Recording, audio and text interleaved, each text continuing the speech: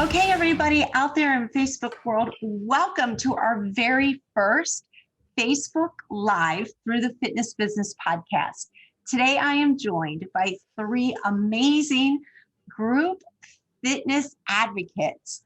Our first one is Ellen DeWord. She is the fitness director of Downtown Athletic Club. She's also the program creator of Warrior Rhythm and Warrior Strength, and she is a Lululemon ambassador. Ellen, thank you and welcome. Good to be here. Great. Nice to have you here with us. Also, next is Rebecca Garity Pinto. She is the owner of Studio Group X, and she is the former leader of Idea World. Welcome to our Facebook Live, Rebecca. Thanks for having me. All right. And finally, we have Shannon Fable. Shannon is the co-founder of Group X Pro, and she is the former chair of ACE Board of Directors. So again, Shannon, also, thank you so much for joining us today. Yeah, thanks for having us. Yes. So I'm excited, being a former Group X director myself, to talk with three such powerful and amazing women. So I have a couple questions that I just want to ask, and we're all going to discuss tonight about the future of group fitness. So we're going to start, Ellen, with you. My first question is, what are the three changes you have seen in the world of group fitness? Well, I think we all know that there's been a hemorrhage of members from gyms because gyms have been forced to be closed or reduce capacity and such. And so one of the big changes is the people's living rooms and garages have become the hottest studio in town. And unfortunately, memberships and club usage has plummeted. So that's one. And then I think we've seen clubs get really scrappy, and I say that in like a good way. Scrappy is a good word. They've innovated and pivoted and learned to adapt to connect, to stay engaged, and then to position themselves to now rebuild that membership. And then finally, I've really seen that we have a massive amount of fitpreneurs, individual fitness instructors kind of becoming their own brands online and doing their own studios and such. Very good answers. And as a devout follower, Ellen, I see behind you is one of your studios. True. So I know that is one of the spaces that you use on when you do your Facebook videos. So love the twinkly lights. The twinkly lights, little sparkle. All right, but great answer. And now I'm going to take it to Rebecca. Same exact question. What are your thoughts on the three changes? Well, I think, echoing a lot of what Ellen said, the most obvious being the move to virtual classes is probably the biggest shift that we've seen in the past year. But when you start to dive in a little bit deeper, it's the move from what used to be the rock concert fitness experiences to a more personalized approach, focusing on that individual connection and coaching with the members taking class. And then, saying it in a different way than what Ellen said, it's the rise of the independent group fitness professional.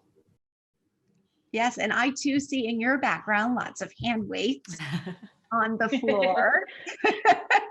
Which maybe I should add the fourth is the work/workout spaces that we all have in our houses now. Right. And then who stubs their toe when they trip over the hand weight or the foam roller or whatever is lying there that you used when you taught class, right? Exactly.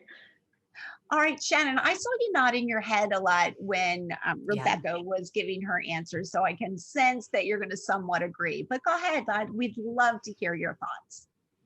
Totally. I agree 100% with both Ellen and Rebecca. So I'm going to take a slightly different perspective and break it down as the good, the bad, and the ugly of what I see is changed or is continuing to change in the group fitness world. First, I believe the good, the best part is that club owners and managers are finally starting to piece together what an important piece of the puzzle we are.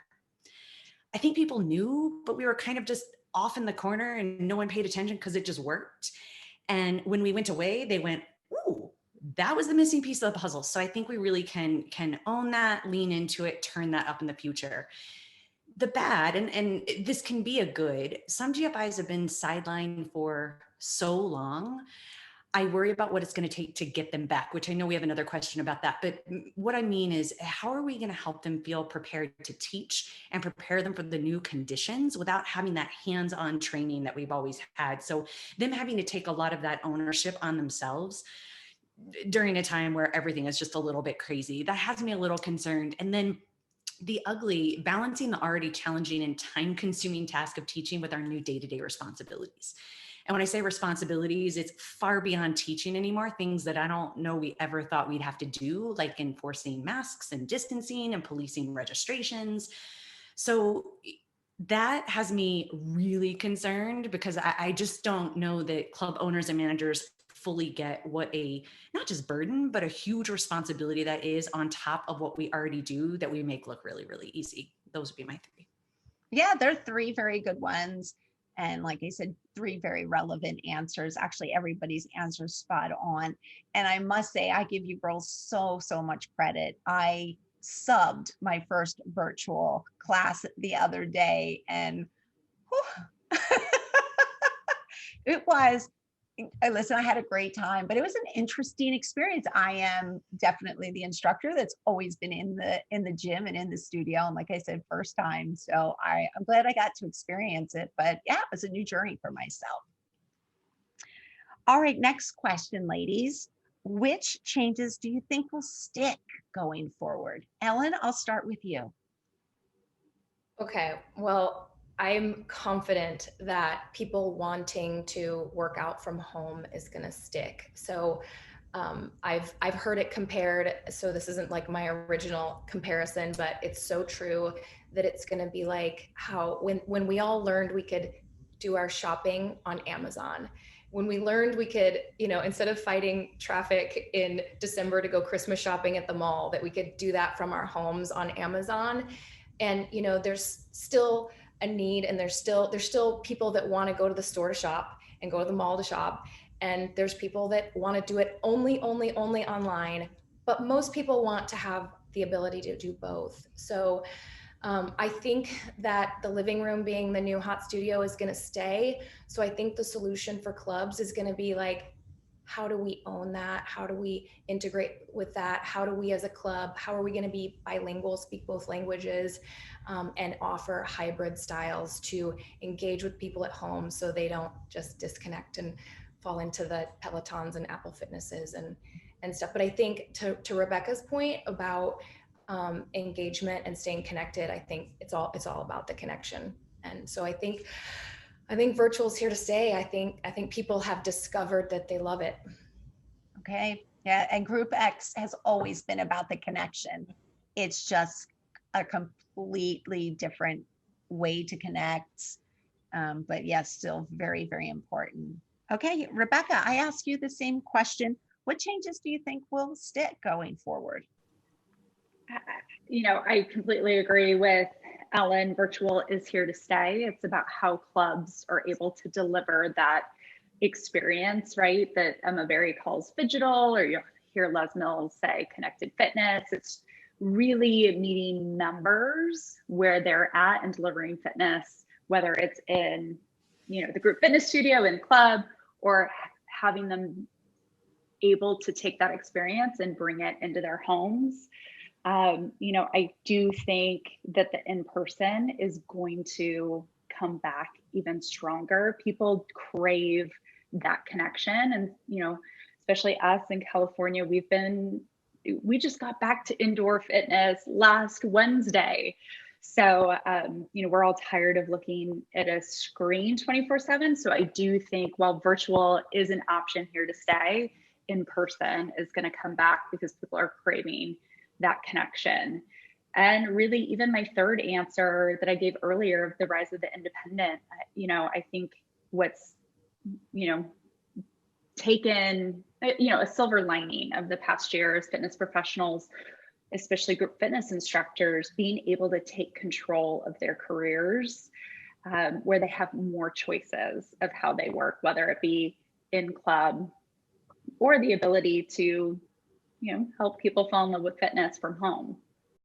I totally agree. So you're coming to us from California, and it's been one of the toughest hit states as far as fitness club being closed.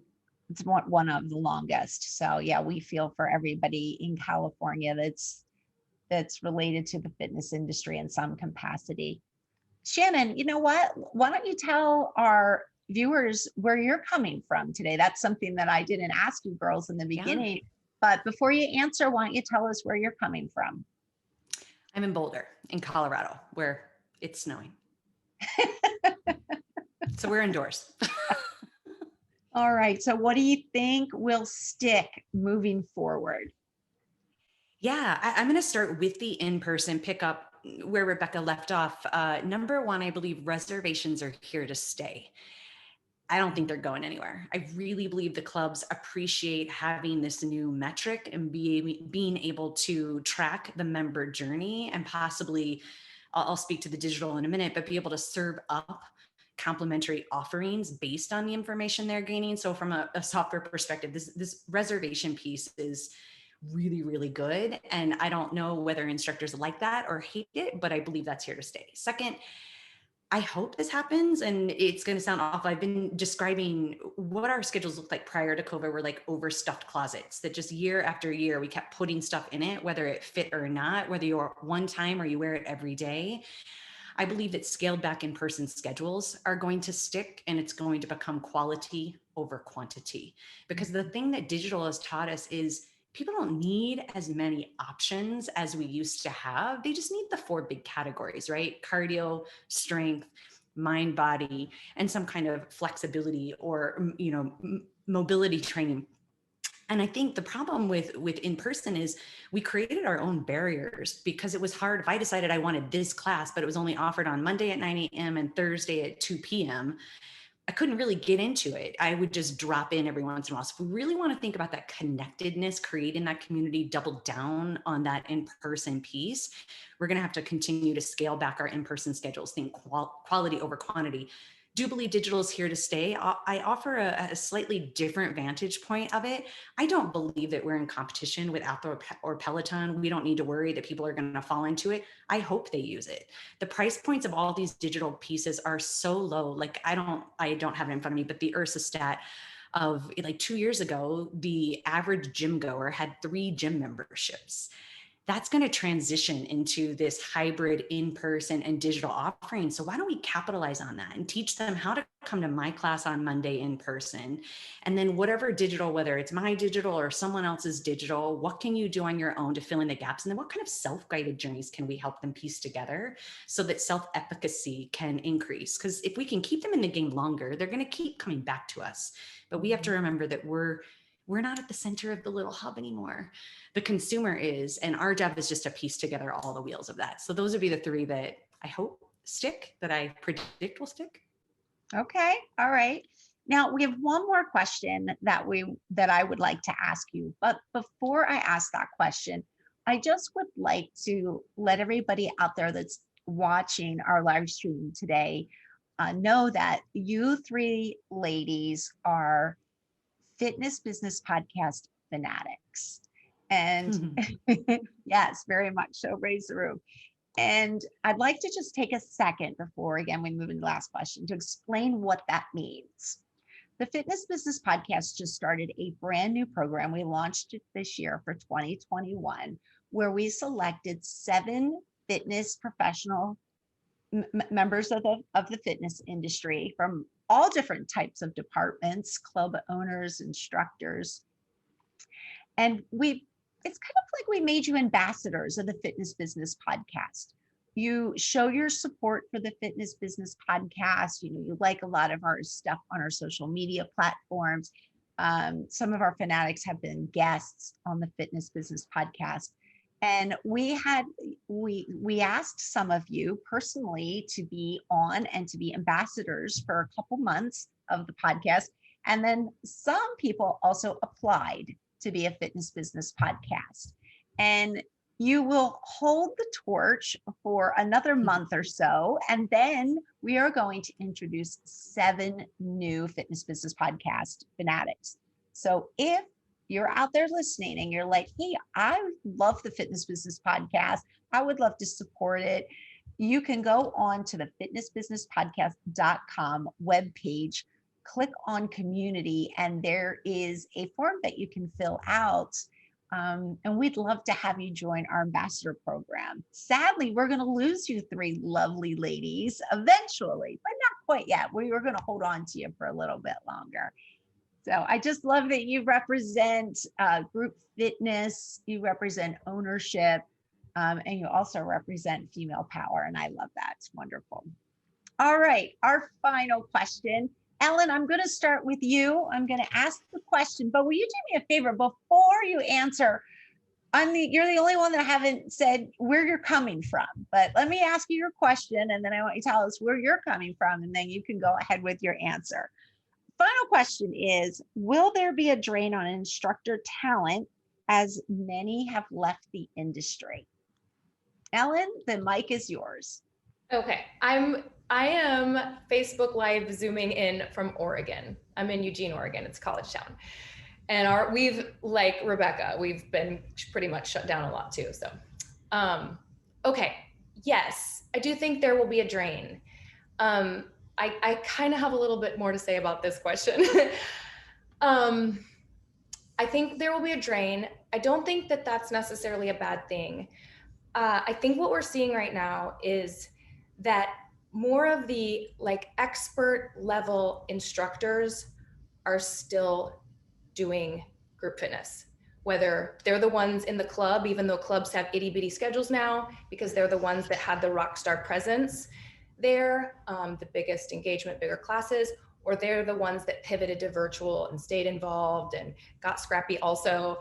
And so I think there's kind of been a little bit of a natural selection. And so I think we're seeing a lot of talent, and it also sort of maybe weeded out. I'm not saying that to be harsh or critical, but some of the instructors that just kind of had this like hobby job that like, you know, was fun and you got paid to work out and it was just kind of a hobby.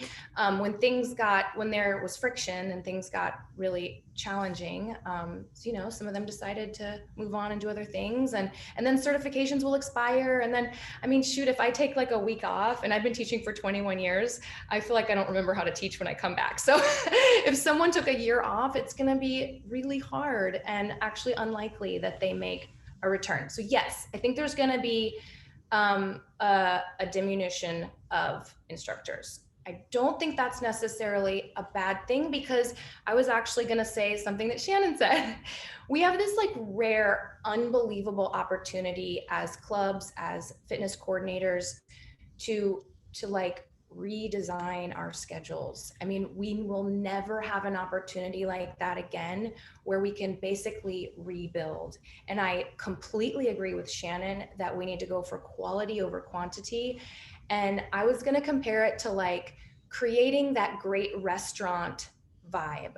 So, you know, when you go to a great restaurant, when there's no tables, this is a pre-pandemic metaphor, okay? When you go to a restaurant and there's no tables available and you've got to wait for an hour to be seated, you know psychologically you're gonna get great food. And when you go to a restaurant and there's one person in the corner, it's like, there must not be very good food here. And so we have an opportunity to create smaller, denser classes. We can like really reconfigure. When do we ever get to do that? I've been coordinating for millions of years. We never get a chance to just like wave a magic wand over a schedule. And we get that now. And we can create those higher density classes with some of our more expert instructors that are still hanging in there, still doing things to create that. This is a great restaurant. This is where people are coming kind of a feel. I also think it creates an opportunity to develop, because I always hire instructors and then it's like, okay, you start on the sub list, maybe 6 months from now, you'll have a class available. Maybe 6 months later, you'll have another class available. So there's not a lot of, you know, availability but we can start to like really recruit, I think, new talent and bring them on where we want them strategically. And then did you want me to answer the other part of that question too? Sure. So let me ask you the final piece, and the final piece would be, what do you think the solution is? Because I know there are some clubs out there hurting for instructors, especially to get instructors in person. So do you have the magic solution for those club owners out there that are looking for an answer? No, I don't. I wish I did. Maybe one of the other two girls will have the magic solution, but I do think that this is an opportunity to recruit new talent. And I do think we find I think we find our best talent in our front row. It's our members that are taking classes. That's where we recruit talent. And now I think we ought to be looking for talent that also has a social media presence, because we're so virtual now. But so no, that wasn't how I was going to answer that question. I think engagement is the key to our success, our comeback as gyms. And one of the ways in terms of group exercise that I have an opportunity that I've seized during the pandemic, during one of our multiple closures, is rather than like shooting from the hip to create engagement strategies as a fitness director, which is what I was doing. I was coming up with great ideas for this quarter and that quarter and this quarter. And, you know, it's International Women's Day. What should we do? It's 3 weeks from now. What should we plan? So I decided during the pandemic to create a full calendar year of engagement for non-pandemic, for when we return, when gyms are open.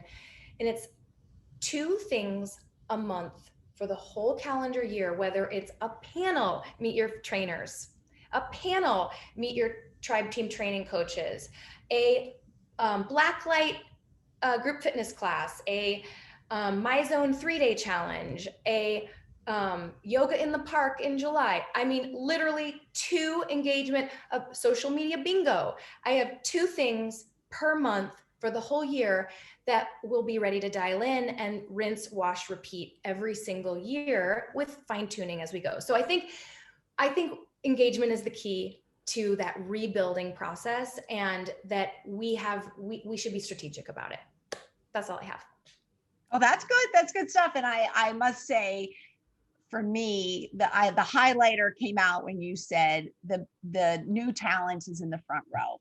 I mean, I absolutely couldn't agree with you more. I have always felt that is where I've gotten the new talent. Very rare, especially towards my end of my career, that I felt like I had the awesomest yoga instructor just literally walk through my front door going, "Hey, I'm looking for a job." It was usually trying to recruit. So, all right, Rebecca, I saw you nodding a couple times. So I'm going to ask you, I'll re-ask the question, and that is, will there be a drain on the instructor talent, as many have left the industry, and what's the solution?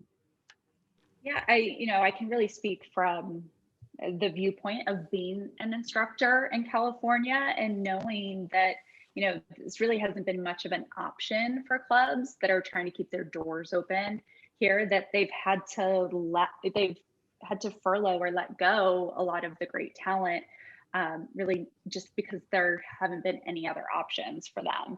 And, instructors like myself, we've turned to virtual. And now the question is, how do clubs get those instructors back, right? Going for quality of instructor versus just, anybody who can teach at that time.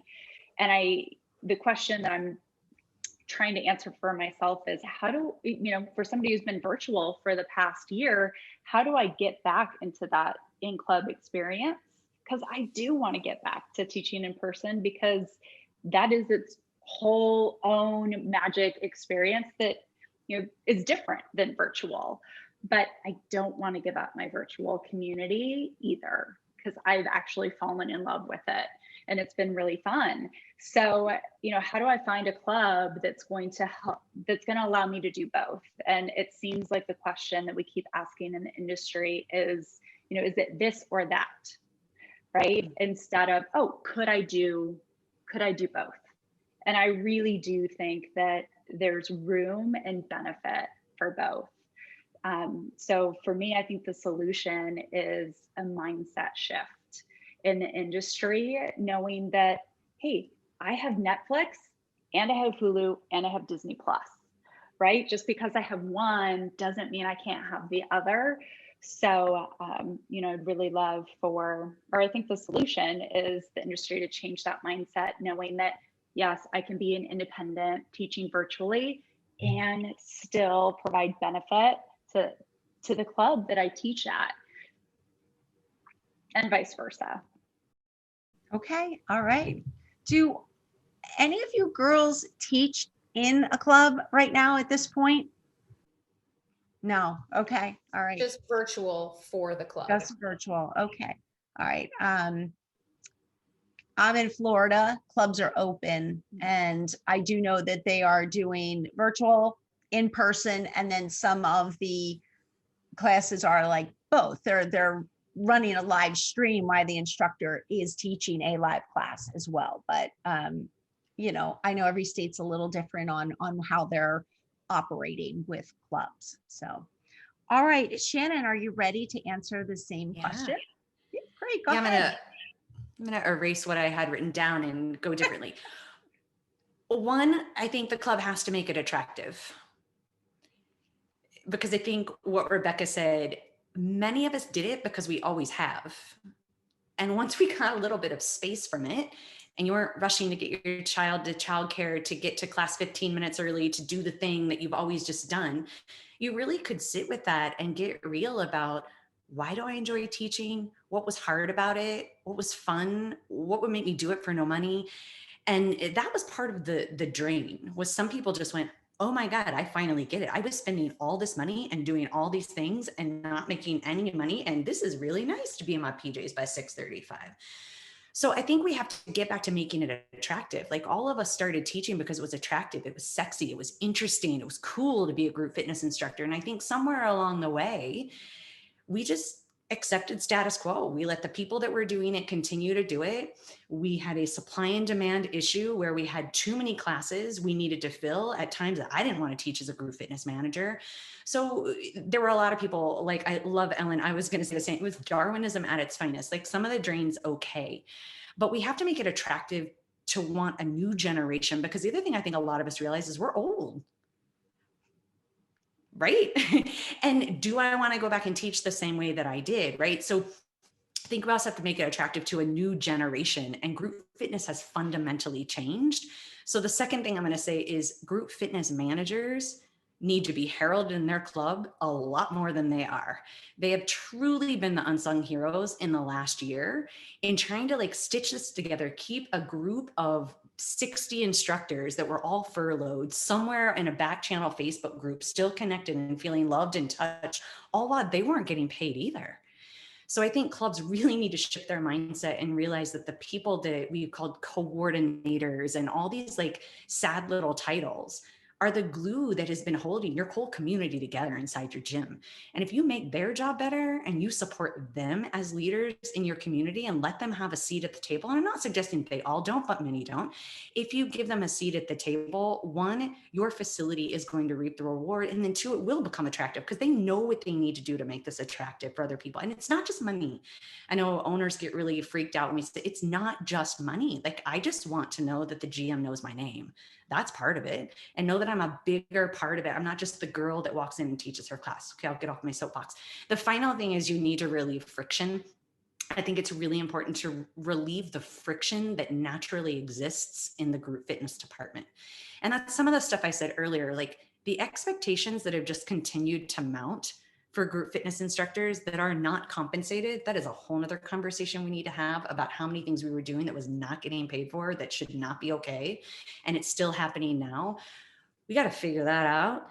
And we've got to make it easier to get education, easier to get certified, easier to get trained, easier to get music. Microphones got to work. I mean, there's just so much stuff that's friction filled. And the final thing I'll say about friction is there's a communication gap that I hope in the last year we've all figured out that asynchronous communication is just not that hard.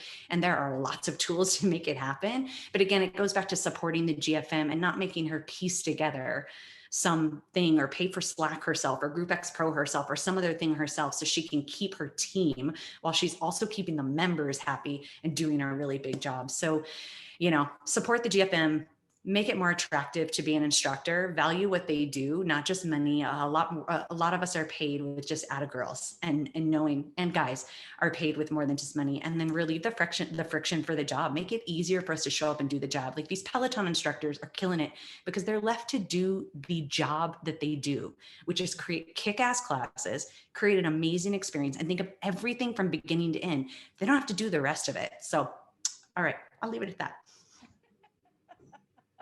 We have a lot of work to do. I can feel the passion coming from you. That's sorry, it's late. It's cocktail hour. Yes.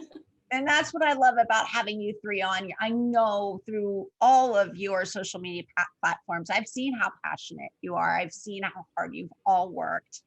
And I just absolutely appreciate that. And I appreciate the diversity that each one of you do something a little differently, and you're creative in your own way. So I'm going to throw you guys for a little loop here. We are getting inundated with questions. The viewers watching are asking a lot of questions. So I'm going to ask the question, and if you just want to like raise your hand or you know, jump in, and if you want to answer it, hopefully at least one of you girls will help out our viewers here and answer. So the first question is from Eugene in Australia. Look at that.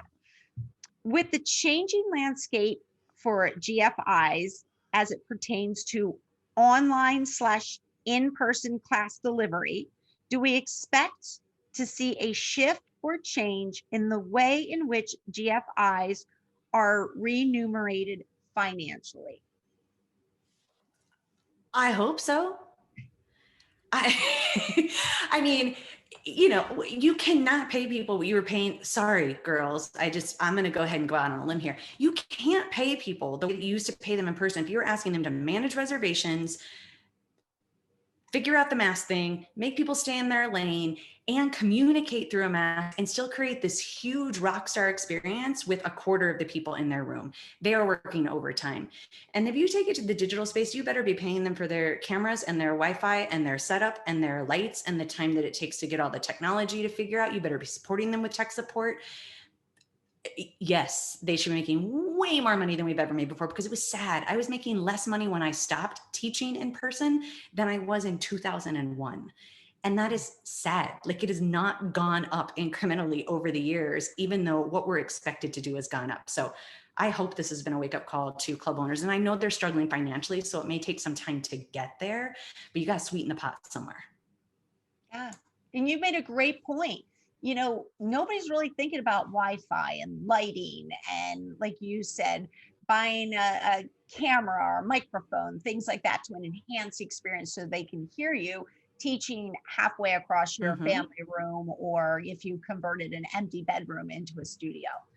Ellen, Rebecca, do you have anything you want to add to that question from Eugene in Australia? Yeah, from Eugene in the United States. I just agree. And also I wanted to add that great instructors can actually make quite a bit more money on their own than they were making, you know, for whatever at the club. They can. So again, club owners need to make it more attractive financially. Otherwise they don't need the club. We need them to come back to the clubs. So yeah.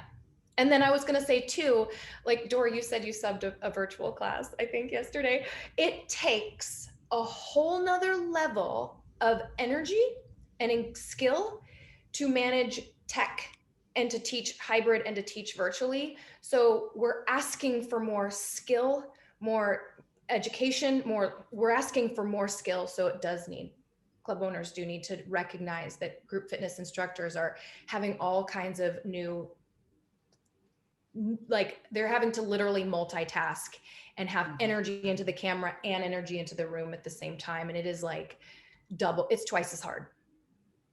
Okay, perfect.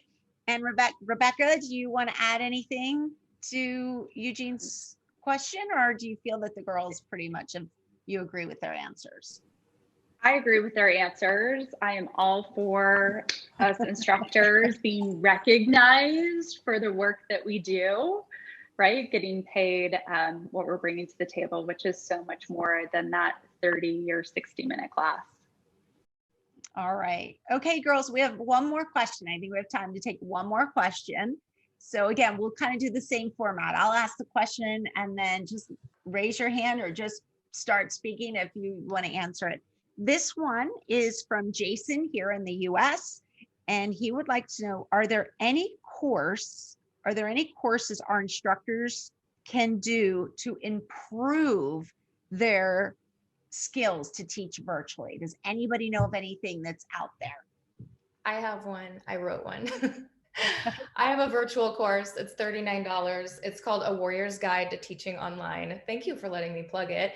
And we go over how to do from rock the mic to tech to music licensing to liability insurance to different modalities, all of it. So there's other things out there. There's a lot out there. There's a lot of free stuff on YouTube as well. Jason, whoever Jason from the US is, you just made Ellen's day because she got a chance to plug. Yeah, I know Jason, and I asked him to. I'm like, please. Just kidding. All right, just to keep things. Oh, there's some great groups that I've joined in the past year. So the ACE Group Fit page is one that I'm lucky enough to get to contribute to, where we start to give tips around the delivery of virtual, as well as the Virtual Fitness Mentor group. And both groups are free to join. Won't get into the nitty-gritty details like Ellen's course, but it's two great communities to join where you can connect with other instructors and see what they're doing. Okay. Hey, this is why we're here. We're here to help out everybody that's listening. Obviously, we've got so many questions rolling in. This is so exciting. So this is obviously a hot topic out there to our group fitness community. So Shannon, anything before I move on to our next question that you'd like to add? Is there any course that you know of that maybe you yourself have taken or you're a fan of? No, I say Rebecca runs the virtual fitness mentor group, and she contributes on the ACE Group Fit page that I run. Just a disclaimer, it's an agnostic group that is sponsored by ACE. So you don't have to be an ACE certified pro to jump in, but it is free. And we are tackling a lot of those virtual tips, just the laser focused, one tip at a time. So no, we'll leave it at that. I think you've got the Brady Bunch squares. We've got you covered. And listen, I'm going to make a quick plug, not for myself, but for the Fitness Business Podcast, as we had Sarah Cooperman on one of our episodes. I'm drawing a blank on what the episode number was, but it was pretty recent. And she talked about ways to help improve your virtual, teaching and, things to make the experience as best as possible for our people coming in and tuning in. All right, this is it. I promise, last question, and then we're going to wrap it up for the day. Here we go. This is from Fiona from New Zealand. Would you give your number one skill that group fitness managers now need that they didn't need 12 months ago? Group fitness managers? Yes, ma'am. Ooh. Fiona, you got them stumped. Well, I have one, but I'm not going to say that you didn't need it 12 months ago, but I believe it was an afterthought 12 months ago, and now it has moved to the top of the food chain, and that is asynchronous communication. You have to treat your team like a bunch of remote work from home employees to the degree that you can. And I say that with a ... What state do you live in? AB5 in California. We'll just leave it at that. But you have to figure out how to communicate, because one of the things that makes us feel worthy and worthwhile, if we can't sweeten the pot with money, is feeling like we are part of we need to feel like we're a part of a community. And I believe that group fitness managers, you know this, but I think we need to, just like Ellen said, instead of doing reactive, hey, this month maybe we'll do this month we'll do this, you need a communication strategy with your team. And that communication strategy has to include task, team, and touch. I always call it the 3 T's. What do I mean by that? There are some times when you have to send out things like, here's the new protocol, here's the thing I need you to do, here's the thing I need you to remember. Most group fitness managers tend to send a lot of those, and maybe it's a pat, slap, pat. Hey, awesome team, love you. a bunch of rock stars. Hey, you forgot to lock up the stereo again, and the microphone is on the fritz, and don't forget to turn in your payroll sheet. Love you guys, smiley face. That's not the same thing. So that's still a bunch of tasks, just with saccharin on top and bottom. And when we get into team and to touch, we need to celebrate our team and bring them together with questions and conversation, and you give them informal con ed. And then the touch is where you go one-on-one, and each of your instructors needs to feel like they were touched one-on-one, whatever cadence you can do. But I would suggest at least once a month, there needs to be a personal message that is very specific to each one of your team members. So I know that's probably more than what you wanted, but I think communication really has to jump to the top of it, because people are going to keep coming back online. And by online, I mean like back into working regularly for you at different times. And if we just focus on the people that are in front doing the classes because they got called back first, because they are the rock stars like Ellen was talking about, you're going to end up with this thing called the disease of me. Got a whole nother conversation I can give you about the disease of me, but it's very real. So we need to make sure that we're really embracing everyone. And that starts with a great proactive communication strategy. And Rebecca, anything else, or do you think the girls pretty much summed it up? Yeah, I think they nailed it. Okay. All right. Great. Well, ladies, my goodness, we thought 20 minutes we would be in and out. So my first thing I want to say to all three of you is thank you for your time. First of all, thank you so much for coming on here today, and for your time, your expert advice, your expert knowledge of the group fitness topic. And I really appreciate it. I appreciate you ladies being a part of the FBP family and being our very first fanatics. You will forever be the first of something. You are, as Ellen would say, the warriors of the FBP Fanatics. So, hey, everybody out there that's following along, please check out Ellen DeWord, Rebecca Garity Pinto, Shannon Fable. You can definitely link up through them if you just look for them on their social media platforms. You can follow along on the Fitness Business Podcast platforms, and you'll be able to connect with them through there. If you still have questions, please send them to us. You can connect through me on social media, and we'll make sure that we get all of your questions answered. All right, ladies, thank you so much. Thank you for just being such powerful influences in the fitness industry, and just thank you for being you. Thank you. Thanks for having us. Have a great night, great day, and keep on inspiring.